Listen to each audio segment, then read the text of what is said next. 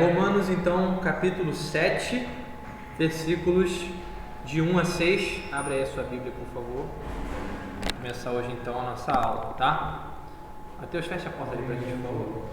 Que isso, aí tá ficando bom o negócio. Bom dia. Fecha ali. Fechar? Tá bom, fecha aí. Então, beleza, o Eduardo aqui tá com a gente na transmissão. Vamos começar, então. Começamos orando aqui por algumas questões. Um dos nossos desejos aqui, né, que a nossa juventude também seja inserida na nossa escola bíblica dominical. Eu tenho falado muito sobre isso aqui, né, que estudar a palavra de Deus é algo muito enriquecedor, né? De fato, não é uma falácia. A gente fala assim, você tem que ir para EBD, aí fica assim, pô, que coisa chata, né? O professor da EBD fica lá falando, né? Mas quando o conteúdo é bom, né, a gente tem que, de fato, se render a isso. Por quê? Porque é algo que nos beneficia. Eu sei que às vezes é chato ir para aula de EBD, onde a Bíblia não é muito falada, onde o professor é chato, entendeu? Mas eu posso ser chato, tá? Mas eu creio que a gente tem aqui uma proposta muito boa, que é, no caso, né, enriquecedora para a nossa igreja. Por quê? Porque a gente tem estudado a Bíblia em profundidade. Então a gente abre aqui, né, os conceitos, a gente tenta se aprofundar no texto. Eu tenho justamente falado até com o Mateus a ideia de que a proposta das nossas aulas é que elas sejam o mais práticas possível, né? Então a gente estuda a Bíblia, mas sempre tentando mostrar como é que ela pode fazer diferença na nossa vida. E eu creio que tem se dado assim com a gente, né?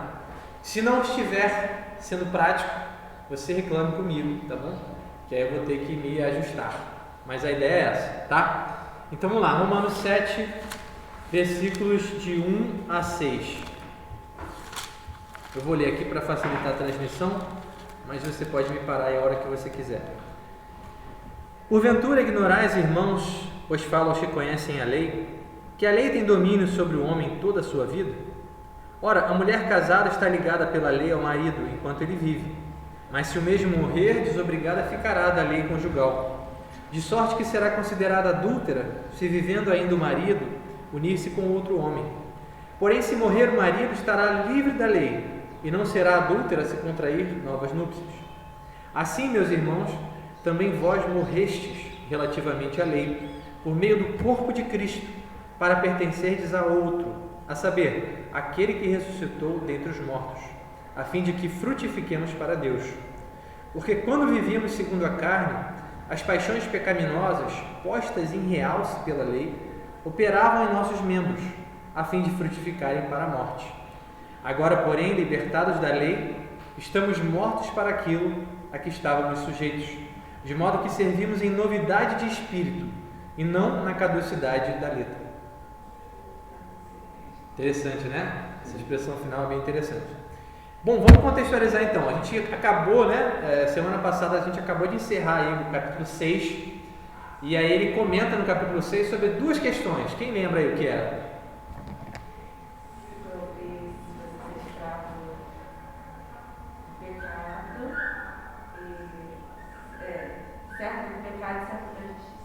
Isso, tá, mas ele falou assim, vocês ignoram um fato e depois ignoram o outro, lembra? Eram dois títulos, como se fosse assim.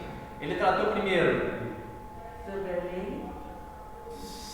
Vamos lá. Olha aí pro capítulo, vai. Seria o verso primeiro, né? Ele falou sobre o batismo. Sim. É isso?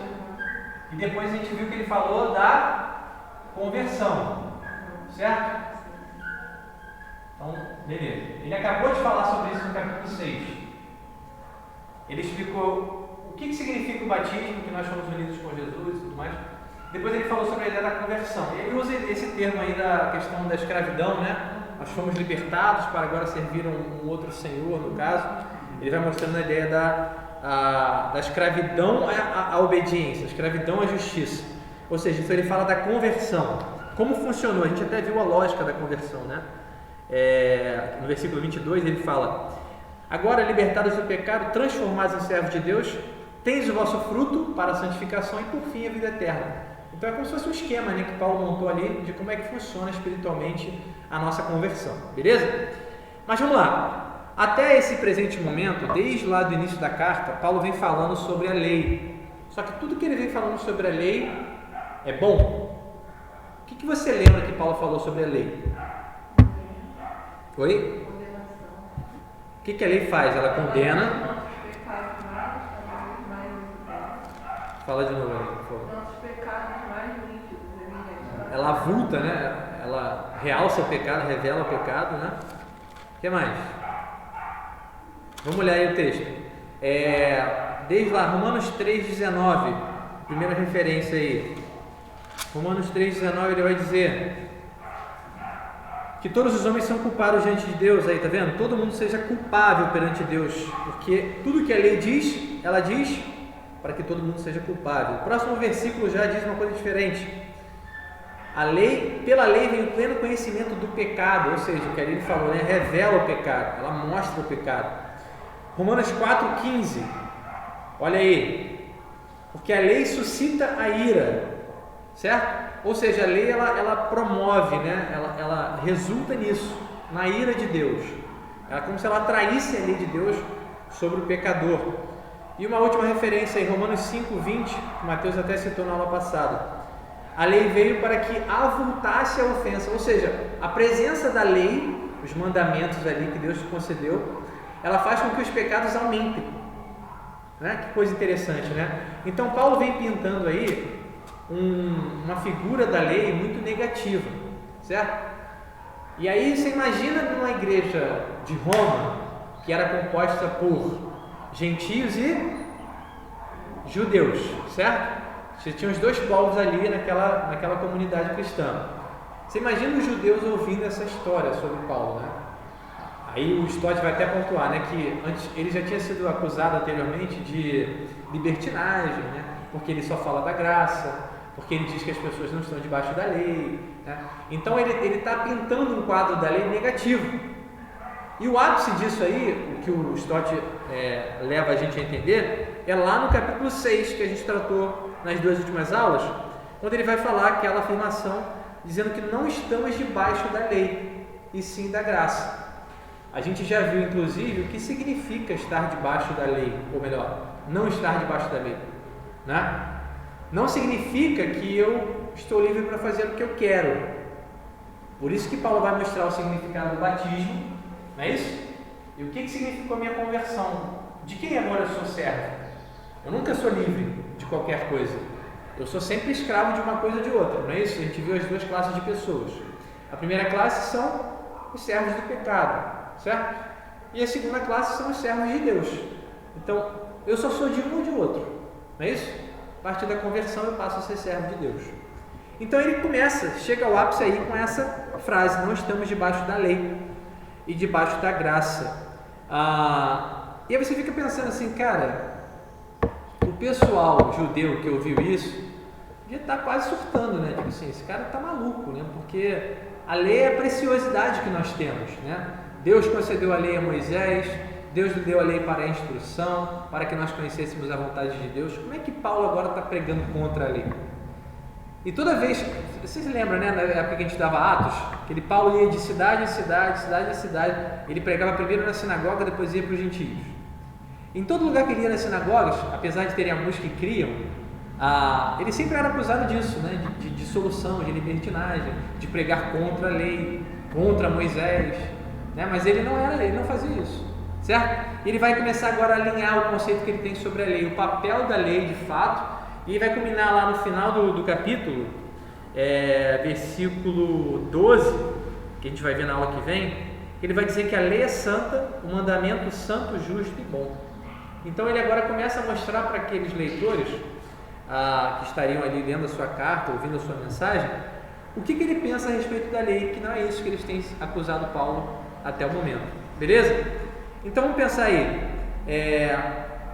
Paulo, mostrando essa ideia de que não estamos debaixo da lei, mas sim debaixo da graça, será que ele estaria dizendo que não precisamos mais obedecer aos mandamentos de Deus? Por que não? Porque ele não está querendo dizer isso. Hã? Ele está querendo dizer o que a lei significa. Ele não está desvalorizando a lei, ele está colocando os princípios em relação à lei. Legal. Então, beleza. A Stephanie está pontuando uma coisa interessante. Paulo, quando ele fala isso, ele não está desvalorizando a lei. Ou seja, ele não está tirando o valor que ela tem. Não é isso? Mas ele está esclarecendo o que ela significa. Então, isso é muito importante. Esse conceito é muito importante. Talvez Paulo afirmasse muito isso, não seria porque os judeus valorizavam a lei acima até de Deus, eles valorizavam muito ritual, cumprir aquilo tudo, mas a motivação do coração deles era ruim.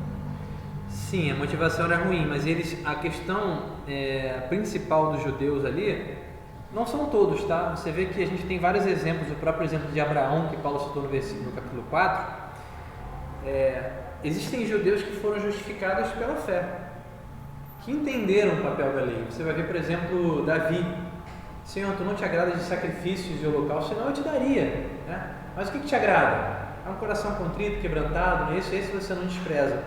Então a ideia é que a maioria, né, da comunidade judaica entendeu errado o papel da lei. Eles começaram a ter a lei como uma espécie de salvação. Por isso que Paulo vem desde o capítulo 1º, 2º ali, mostrando o que a lei faz, como ela condena ao invés de salvar. Ele vem batendo no conceito da salvação por obras. Ele vai mostrando que a salvação não é por obras. Nunca foi por obras. Aí ele chega lá no 4 e vai mostrar: olha, vocês querem ver como é que nunca foi por obras? Lembra aí de Abraão, não é ele que é o pai da fé? Então Abraão, ele foi justificado como? Foi pela lei, mas ele não tinha nem recebido a lei, né? Então foi como? Foi pela fé. Então Paulo está batendo toda hora nesse conceito. Então ele vai fazer o que a Stephanie falou aqui, ele está esclarecendo o que significa a lei, certo? Então, não estar debaixo da lei, nesse contexto aqui, significa que nós estamos salvos dessa condenação da lei. Por isso que eu atrelei até algumas aulas atrás, quando você vê lei nesse capítulo 6, versículo 14, a ideia aí não é que nós estamos sem lei diante de Deus. A ideia é que nós não estamos mais debaixo da condenação da lei. Lembra da ideia do contexto? Tudo que eu olho na Bíblia eu tenho que pensar: o que está aqui? Qual é o contexto? Por que Paulo está falando isso daqui? Tá bom? Então, o John Stott faz uma pontuação muito interessante, né? No Romanos 6,14, ele vai dizer que o contraste dessa expressão debaixo da lei está contrastando com graça, né? Vocês estão debaixo da graça. E aí ele está falando sobre a ideia da justificação. Se você pensar em justificação, você pensa em salvação, dá no mesmo, tá? A maneira como você é declarado justo diante de Deus. Então, Romanos 6, salvação. Vocês não estão debaixo da condenação da lei, mas vocês estão debaixo da graça, ou seja, vocês foram salvos, certo?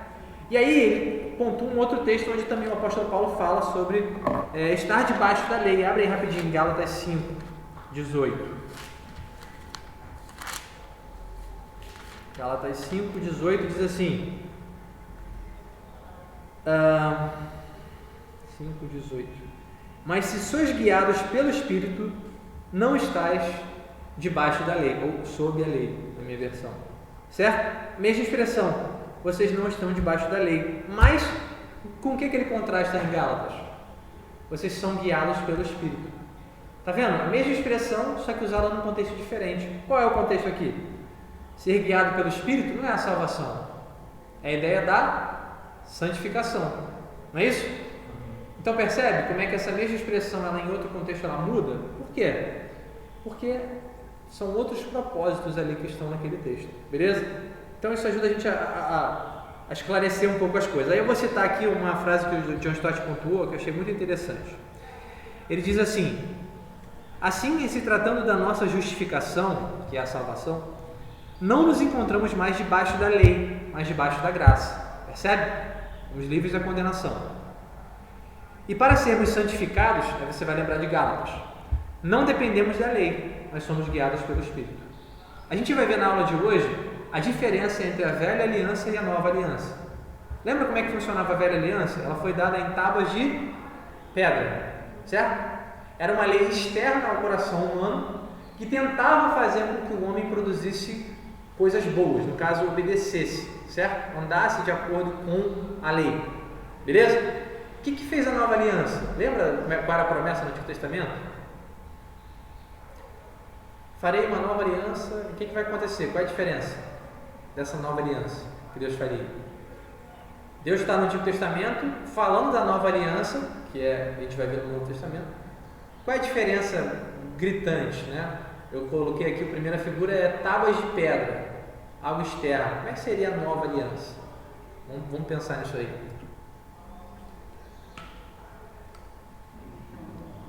Só você pensar, é um contraste, é o oposto. Uma foi em tábuas de pedra, externa. O que seria a outra? Você não lembra? Não vem nenhum texto na sua cabeça?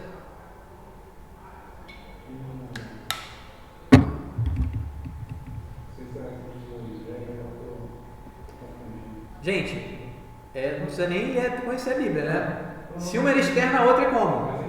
Interna. Se é interna, pelo menos na minha cabeça, o primeiro texto que vem é aquele: a lei de Deus gravada nos corações, em tábuas de carne. Ele faz até uma figura similar, né?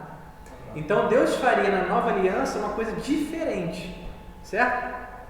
A lei de Deus agora estaria no... Oi? Não sei de cabeça. Depois eu vejo e te passo.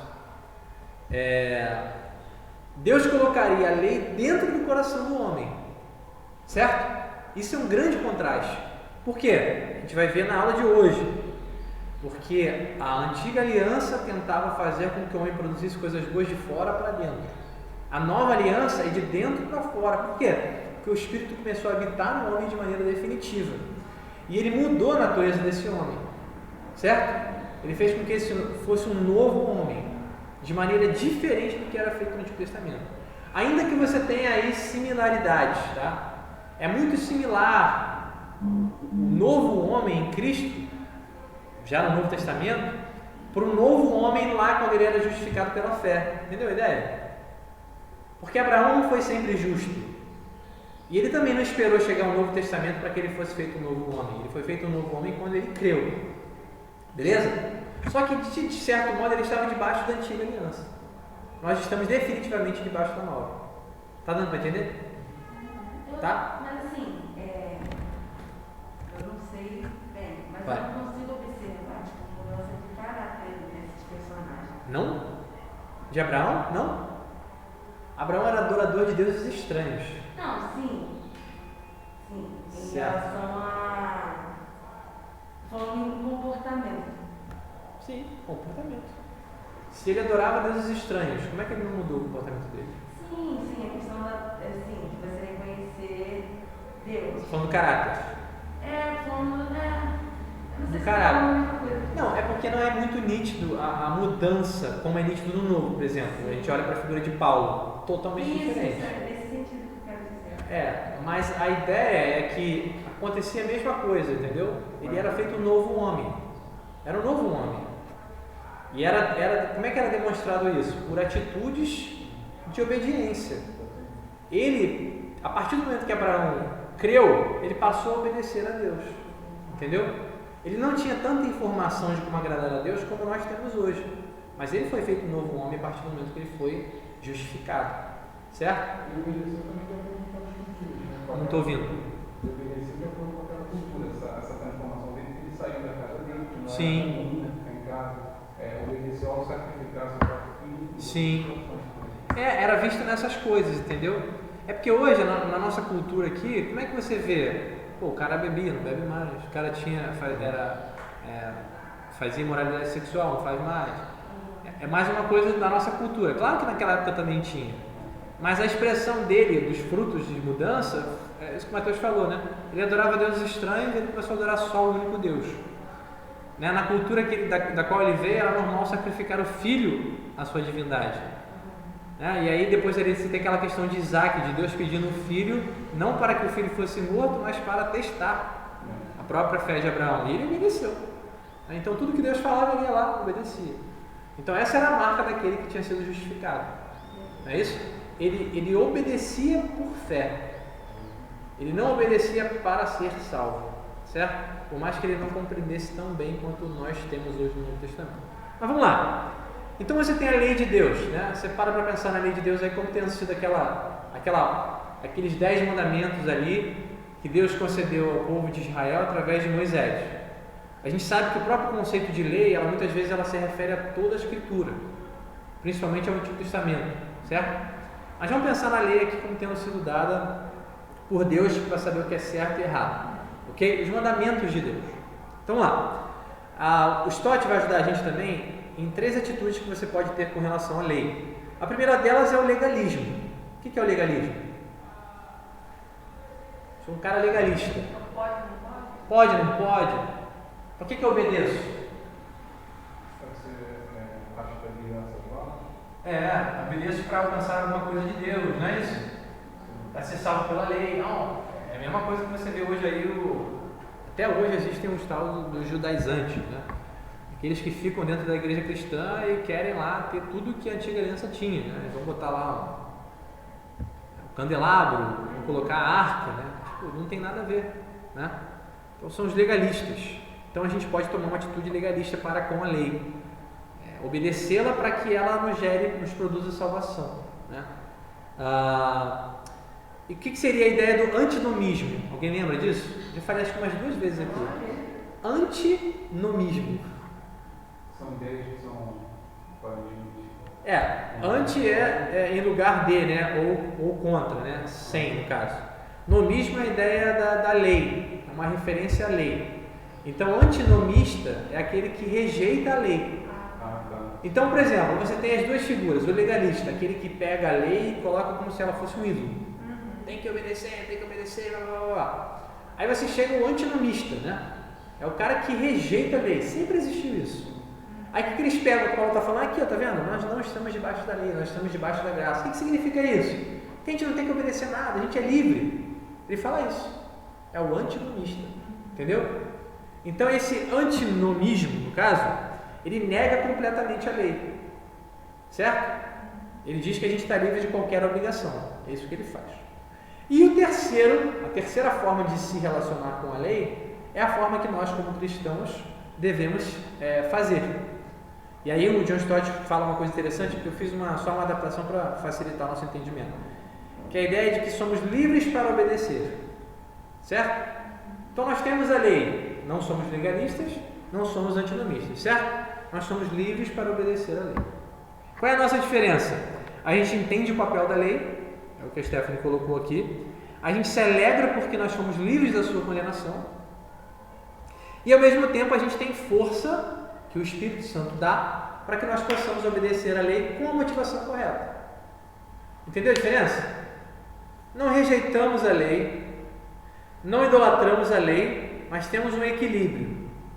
Qual é o nosso equilíbrio? Entendemos o papel dela, certo? Se nós entendemos o papel da lei, nós temos uma atitude correta diante dela. Qual é a nossa atitude correta? Nós nos alegramos porque nós podemos obedecê-la, não com as nossas forças, mas com a força que o Espírito Santo dá. Ok? Então vamos lá. Os livres para a lei obedecem, os livres para obedecer, no caso, esse terceiro grupo, eles amam a lei e cumprem com o propósito correto. Ok? Agora vamos voltar para o texto. O direito da lei. Versículo 1. Porventura ignorais, irmãos, pois falam os que conhecem a lei, que a lei tem domínio sobre o homem toda a sua vida. Então Paulo vai colocar aqui uma ideia que a gente chama, né, da jurisdição. Aí qualquer coisa você pergunta para o jurista da classe, ele vai te explicar o que é jurisdição. Vai lá, Mateus, o que é jurisdição? Tentando ficar de uma forma geral, eu poderia ter conferido a um juiz para desenvolver sua atividade jurídica, né? Não são todas as pessoas que têm esse poder, só de acordo com a nossa lei, os órgãos do Poder Judiciário, está lá no livro da Constituição, e eles que têm o poder de decidir de acordo com a lei. No nosso caso, a lei, a nossa lei civil, penal, a lei brasileira. É como se fosse. Fala. Não sei exatamente isso. É como se fosse uma cerca, tá vendo? A jurisdição é como se fosse uma cerca que vai mostrar até onde vai esse poder que o Mateus falou. Então a jurisdição de um juiz brasileiro se limita a quê? Vai depender de onde estiver, mas ao território. Da onde ele estiver, ao território onde ele está. Então a jurisdição dele ele tem poder até aqui, ó. Entendeu? Beleza? Essa é a jurisdição dele. E Paulo vai traçar agora essa lei, ele vai pegar a figura da lei humana, mas aí ele depois vai linkar com a espiritual. Ele vai mostrar assim, até onde vai o poder dessa lei. Até onde ela atua, até onde ela tem autoridade sobre os homens, certo? Então a ideia é essa. Então vamos olhar. Toda lei ela tem domínio sobre as pessoas. você sabe que quando você nasceu, você já está debaixo da lei. Se você nasceu e cometeu um homicídio com 1 mês de vida, você vai ser condenado, entendeu? A ideia não é essa, né? A ideia é que você está debaixo da lei, você tem obrigações, deveres para com a lei, e a lei tem autoridade sobre a sua vida, beleza? Então você recebe coisas porque a lei determina. Então a lei determina que você seja cuidado, que você seja vacinado, seja lá como for, entendeu? Você está debaixo daquela lei. Quanto mais você vai crescendo, né, os seus deveres vão meio que se ampliando, tá bom? Então a lei tem domínio sobre todos os vivos. Isso significa que a lei não tem domínio sobre os mortos. Então com a morte, eu não estou mais submetido a nenhuma lei humana, nenhuma. Ok? Então Paulo está usando essa figura. Olha, vocês não conhecem a lei?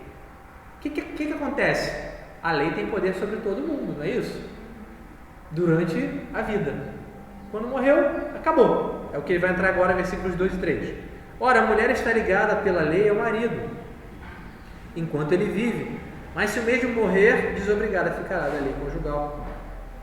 De sorte que será considerada adúltera se vivendo ainda o marido, unir-se com outro homem. Porém, se morrer o marido, estará livre da lei e não será adúltera se contrair novas núpcias.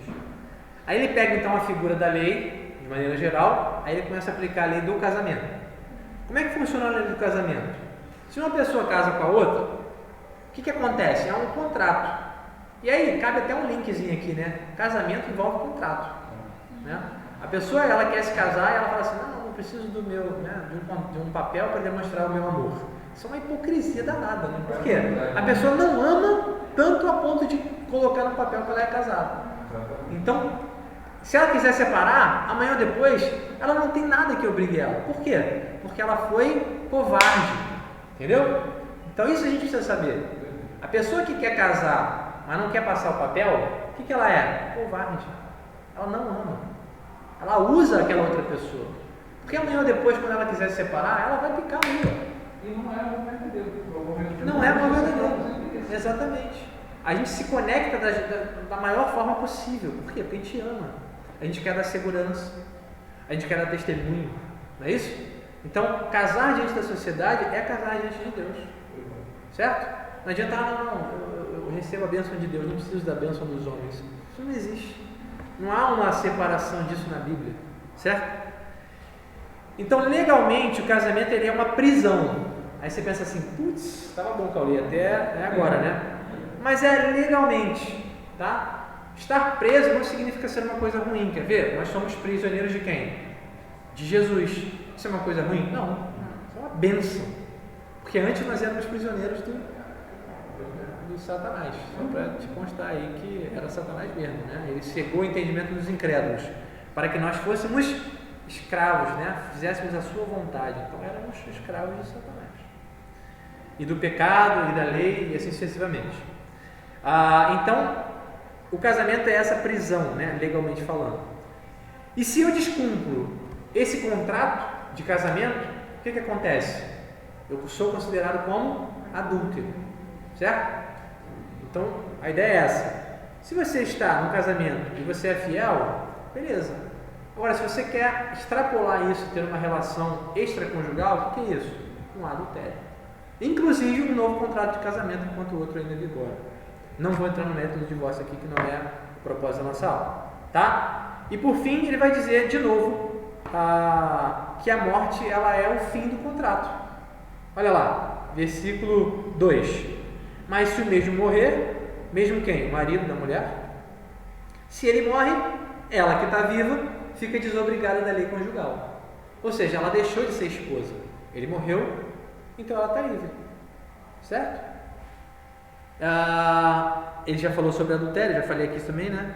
Então, no final do versículo 3, se morrer o marido, estará livre da lei e não será adúltera se contrair novas núpcias. Ou seja, ele morreu, ela está livre, ela pode casar-se de novo.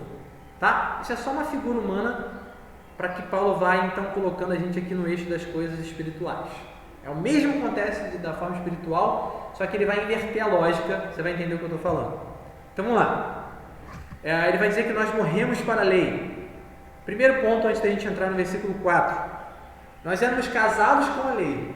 Já vai? Tá. Depois, se quiser, entra lá que eu termino desse aula lá, tá? Vou botar no YouTube. Vou gravar. Então, nós éramos casados com a lei. Todas as pessoas se encontram debaixo da maldição da lei. Lembra disso? Lembra, Juliana? Nós estamos debaixo da lei, não da graça. Não é isso? Antes da conversão. Depois da conversão, nós não estamos debaixo da lei, e sim debaixo da graça. Ou seja, antes da conversão, todo mundo está casado com a lei. Estar casado com a lei significa que ela tem autoridade sobre a nossa vida. Basicamente isso. A lei impera. Lembra o que é a lei? A maldição da lei, a condenação da lei. Nós estávamos casados com essa maldição, debaixo dessa maldição. Está dando para entender, Juliana? Beleza? Então há um contrato que nos liga a essa lei. Certo? Nós somos escravos dela. É a figura que Paulo está usando. Então vamos lá, vamos ler o versículo 4. Assim, meus irmãos, também vós, quem são os vós? Vocês que são cristãos, certo? Morrestes relativamente à lei, por meio do corpo de Cristo, para pertencerdes a outro, a saber, aquele que ressuscitou dentre os mortos. Quem é esse? Jesus. A fim de que frutifiquemos para Deus. Alguém tem outra versão aí? Desse frutifiquemos? Uma vida útil ao serviço de Deus? Tá, legal.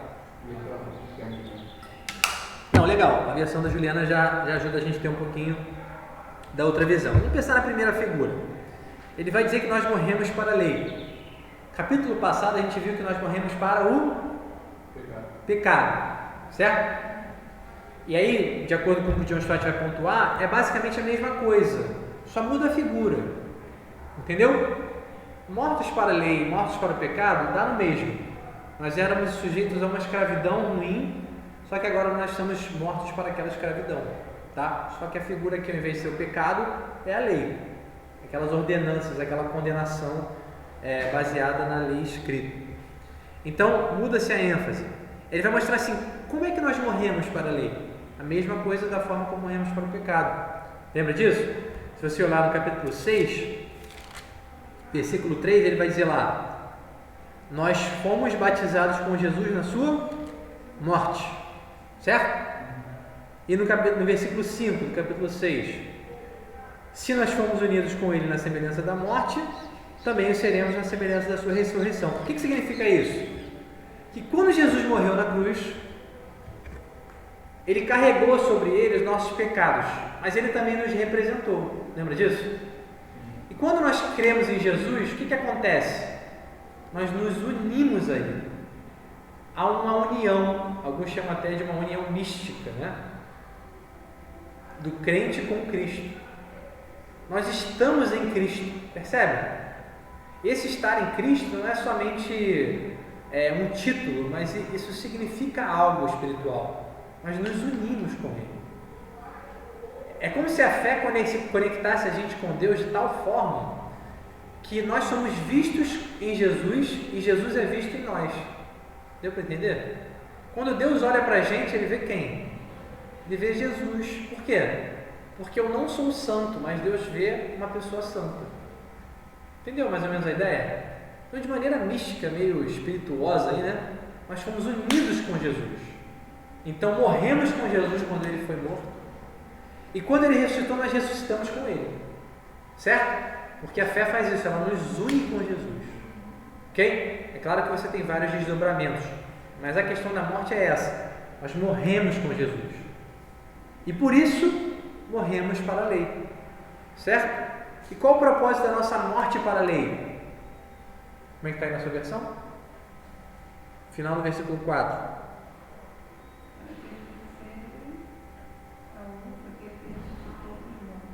O que mais? A fim de que venhamos a dar frutos para Deus. O meu está frutifiquemos, da Juliana está ali, uma vida útil, não é isso? O serviço.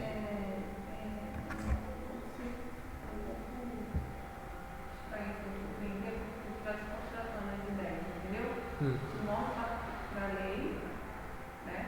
Sim. Para Cristo, eu entendo. Isso. Mas essa questão do dar frutos, a gente morre para a lei e a gente consegue dar frutos. Isso. Então, primeira coisa. Então, assim, dá a ideia de que a lei precisa Mas ele tá mostrando, ela é ruim em que sentido? No sentido da condenação. O propósito dela foi dado para justamente condenar, mostrar o pecado, papapá. Mas não significa... assim, morreram para a lei, então. Morremos para a condenação da lei. Não estamos mais debaixo da condenação da lei, da maldição da lei. Tem hora que ele fala da lei diretamente no sentido de condenação. Sim. Tem hora que ele fala que a lei não é de todo ruim, né? Não, essa lei que não é de todo ruim, ela causa condenação. Na verdade, ela não é ruim, entendeu? Só que o propósito dela não foi salvar, diferentemente daquilo que muitos judeus e muitas pessoas acreditam. O propósito da lei lembra, eu tenho usado até um termo aqui que eu li no livro, que o cara fala que a lei ela é um sinalizador, entendeu? Tudo que foi criado para quê? O principal propósito de todas as coisas que existem, para a glória de Deus. A lei foi criada para a glória de Deus. A lei está debaixo de um propósito maior. Qual é? Glorificar a Deus.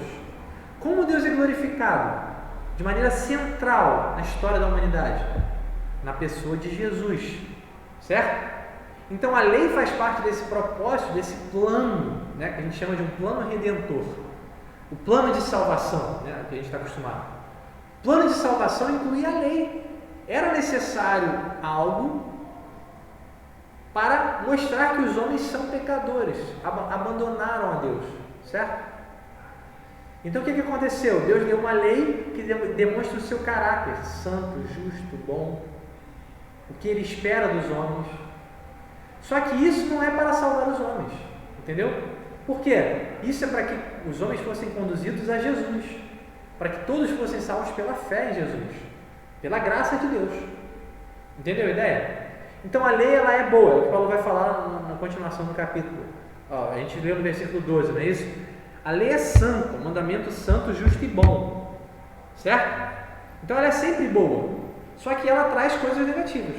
Por quê? Por causa do pecado. Agora, para eu ficar discernindo entre um e outro, eu vou ter que toda hora ver o contexto. Paulo está falando aqui do mandamento que é santo e bom, ou ele está falando da condenação que é negativa? Entendeu? Porque a mesma expressão lei, ela vai justamente, né, vai se alterando aí, dependendo de como ela aparece. Não, a palavra lei é a mesma coisa, lei, entendeu?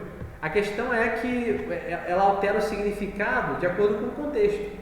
A mesma palavra que foi traduzida no caso. Cara, é isso aí, é isso mesmo. Só o Espírito Santo. Mas isso aqui você vê a profundidade, né? Porque as pessoas distorcem muito, né? Muito. Hoje imagina. Não, distorcer é a coisa mais fácil que existe, distorcer. Mais fácil. O nosso papel é assim, nos submetermos à palavra, né? É porque a gente está tentando aqui. Por que a gente tenta trazer uma questão mais... Demora, Por isso que a gente pensa sobre aquela questão assim, o cara prega expositivo, né? Pregação expositiva. Tem gente que às vezes não sabe o que é isso, pregação expositiva. É quando o cara se propõe a expor o texto. Ele vai explicando o texto, entendeu? Ele vai parando nos detalhes do texto. Aí para assim, é chato pra caramba, né? O cara. Mas a questão é que essa é uma das formas mais seguras da gente tratar da Bíblia.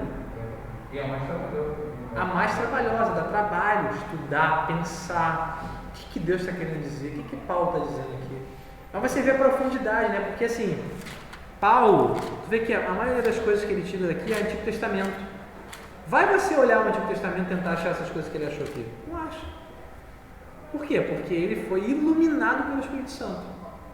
Né? Estou até estudando uma matéria no seminário que diz que os apóstolos foram os agentes da revelação. Então tinha uma coisa encoberta dentro daquela antiga aliança. O que estava encoberto? Jesus.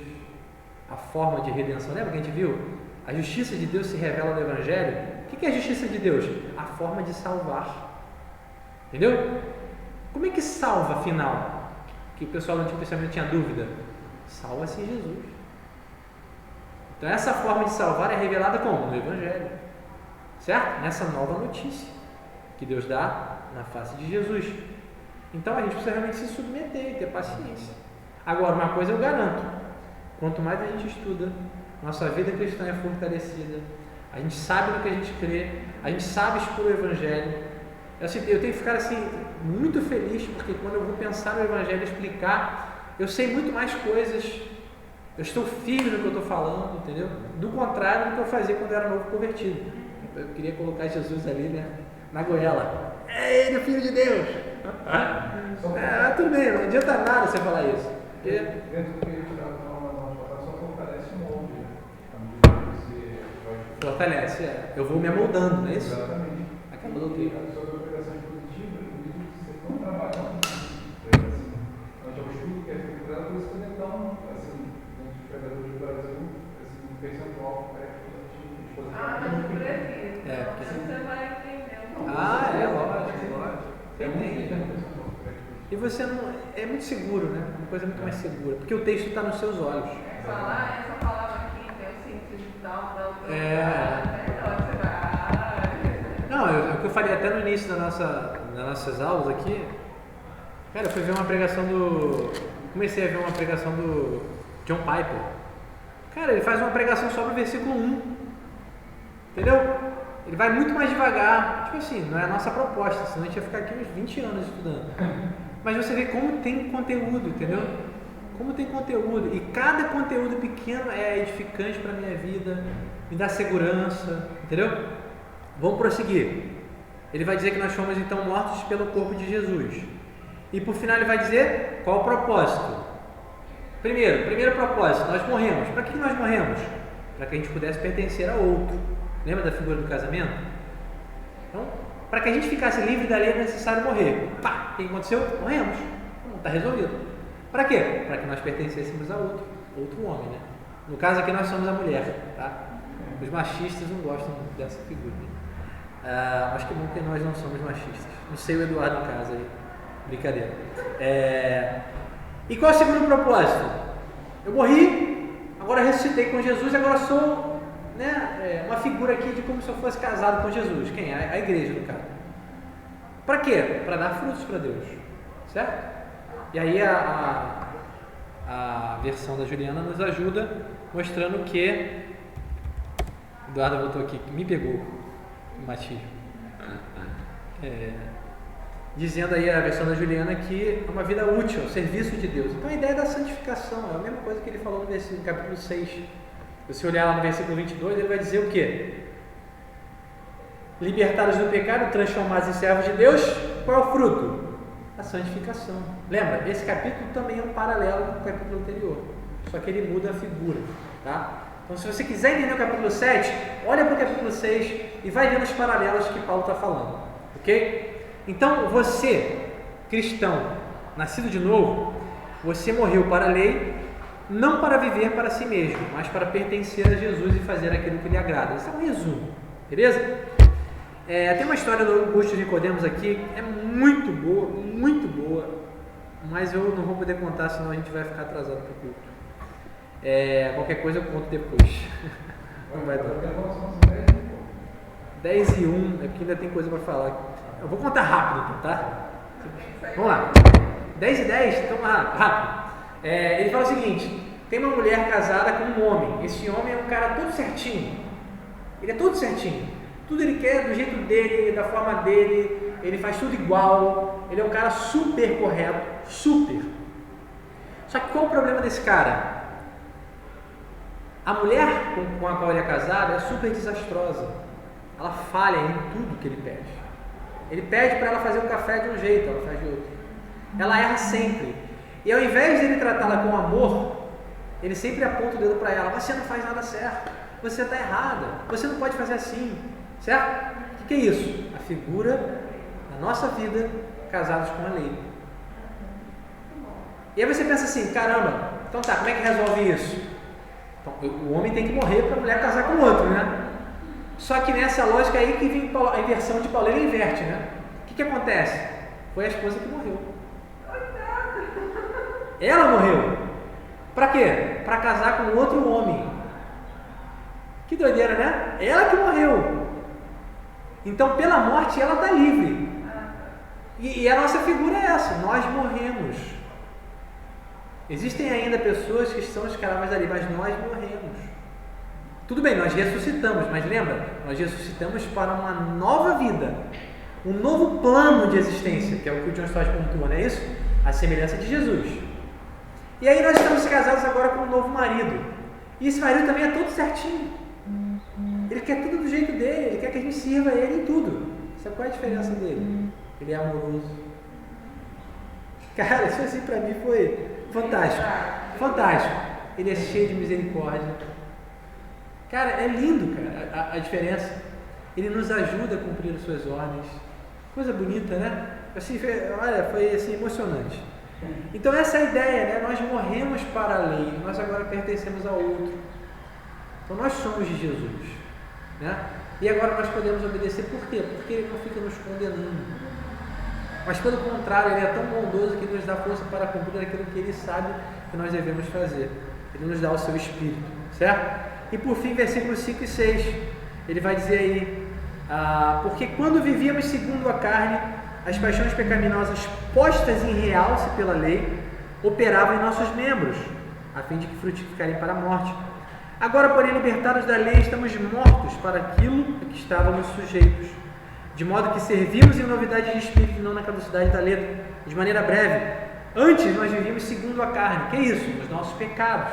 Se você quiser, aí anota aí Efésios 2, 3, que vai dizer, nós vivíamos fazendo a vontade da carne e dos pensamentos.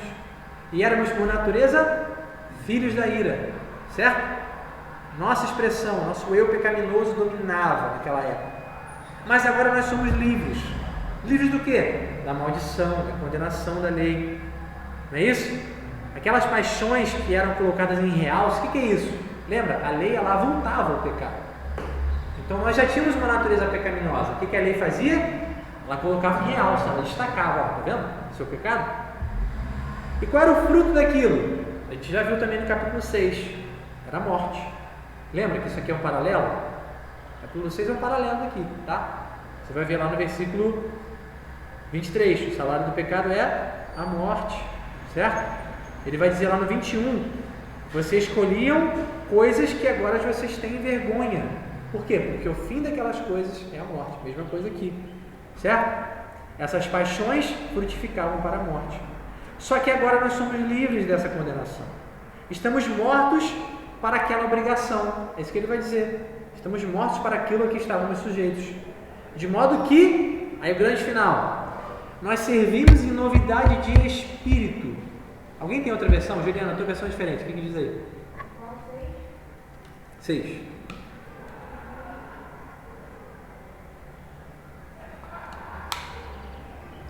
Sete, 6. Show? Show, Juliana? Oi?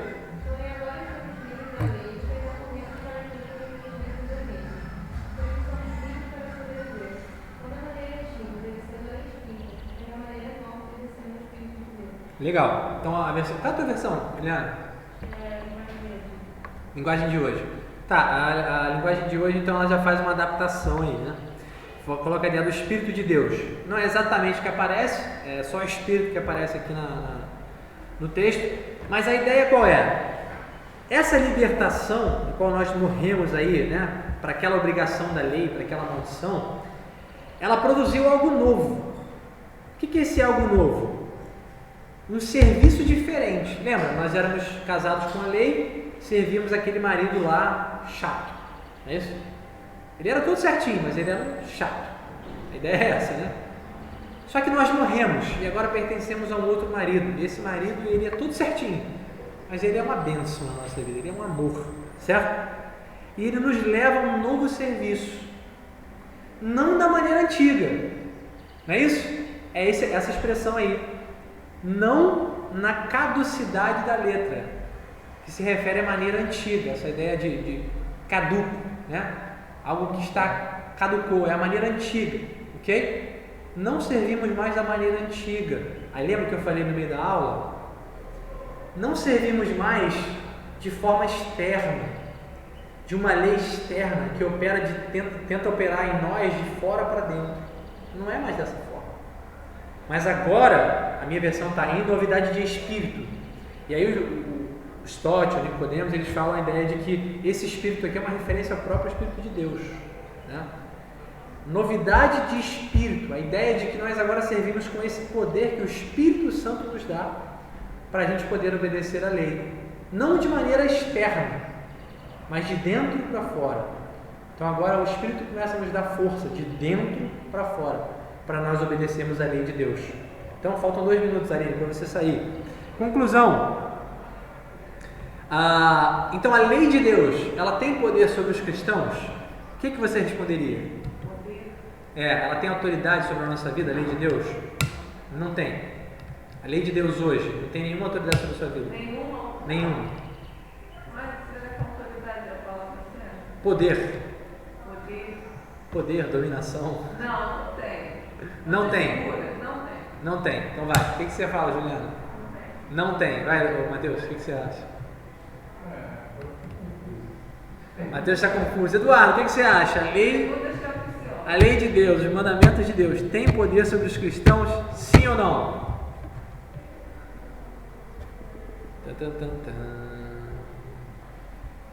Eduardo já dormiu. 3, 2. Não respondeu. Eu adoro essa. Respondeu. Estou pensando, homem. Calma. Tá bom, pode pensar. Eu adoro a resposta que o John Stott deu. Assim, amo esse tipo de resposta. Eu perguntei, né, se a lei tem poder sobre os cristãos. E ele responde uma coisa muito interessante, que é uma coisa que eu já vi o Paul Washer fazendo, também achei fantástico. A lei tem poder sobre o homem? Sim ou não, não é isso? Aí ele responde sim e não. Por quê? Ela tem, mas não tem. A gente tem que sempre esclarecer qual é o significado desse poder. Poder de salvar? Não. Poder de condenar? Não. Mas ela tem poder no sentido de que eu tenho que obedecê-la. Não para ser salvo, mas porque fui salvo. Então é muito interessante isso. A lei de Deus tem poder sobre a minha vida? Cristão do século XXI, presente na Igreja Batista de Itauá, ao dia 20. Sim e não. Depende. O que você está querendo dizer com isso? É isso? Não, a gente tem que observar a lei. Depende. Para quê? Não, porque para a gente ser salvo? Não. Mas para agradar a Deus? Sim. Não é isso? Então eu observo a lei para agradar a Deus. Não é isso? E aí eu termino com uma adaptação do que o próprio Stott falou. Ele é sensacional, se você puder escrever essa frase aí para você nunca mais esquecer. Obedecer não produz salvação. Mas salvação produz obediência. Fácil. Obediência não produz salvação, mas salvação produz obediência. É fato. Não há como fugir. Porque eu não obedeço para ser salvo, mas obedeço porque fui salvo. Certo? Então assim a gente encerra nosso capítulo de hoje. Capítulo não, né? A aula de hoje. E depois a gente vai ver a ideia aí. Paulo discorrendo um pouco mais sobre o significado da lei. Deus te abençoe, Karine. Demorou, tamo junto. Vamos orar então para a gente finalizar? Ok? Pai, muito obrigado pelo dia de hoje. Graça e privilégio que o Senhor nos dá a gente poder estudar a Sua palavra. Obrigado porque ela esclarece, Senhor, quem o Senhor é, o que o Senhor quer, Deus, o propósito da Sua lei, da Sua palavra. Que o Senhor nos dê disposição, Deus, agora pelo Espírito Santo, de maneira nova, Senhor, para obedecermos o Senhor, uma novidade de vida, novidade de espírito. Agradecidos, Deus, por aquilo que o Senhor fez e porque nós somos no Senhor. Nos abençoa nesse dia, abençoa nossa igreja, nossos irmãos em Cristo, abençoa as nossas famílias, em nome de Jesus. Amém. É isso. Que Deus nos abençoe.